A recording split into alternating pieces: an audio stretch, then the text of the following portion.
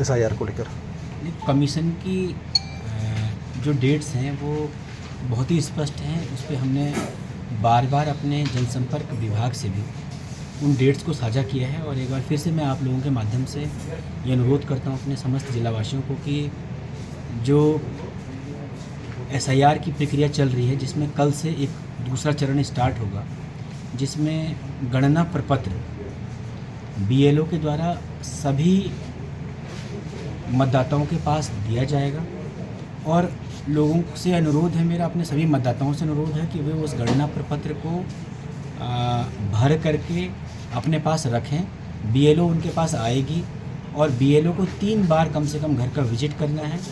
घर का विजिट करने के क्रम में BLO आपसे फॉर्म कलेक्ट करेगी और फॉर्म कलेक्ट करके आपको केवल इतना करना है प्रथम चरण में कि जितना भी आपके पास इन्यूमरेशन फॉर्म दिया गया है, उस इन्यूमरेशन फॉर्म में जो डिटेल है वो भर करके और हस्ताक्षर के साथ उस इन्यूमरेशन फॉर्म को, उस गणना प्रपत्र को BLO को वापस लौटा दें, ताकि हम लोग उसका डिजिटाइजेशन कर सकें।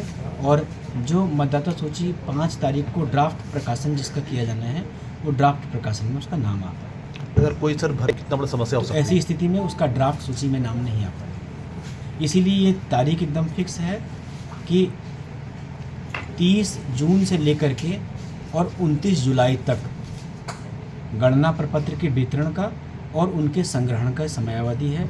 इसलिए इस अवधि में सभी लोग अपना गणना प्रपत्र भर करके BLO को वापस कर दें। एक उसमें दूसरा प्रश्न ये आ सकता है कि कोई ऐसा व्यक्ति जो इस समय उपलब्ध नहीं है, अपने मतदान केंद्र में, अपने घर में उपलब्ध नहीं है, किसी कारणवश खाने या कमाने के लिए बाहर गया हुआ है, तो ऐसी स्थिति में वो बहुत आसानी से उसको भर करके भेज सकते हैं।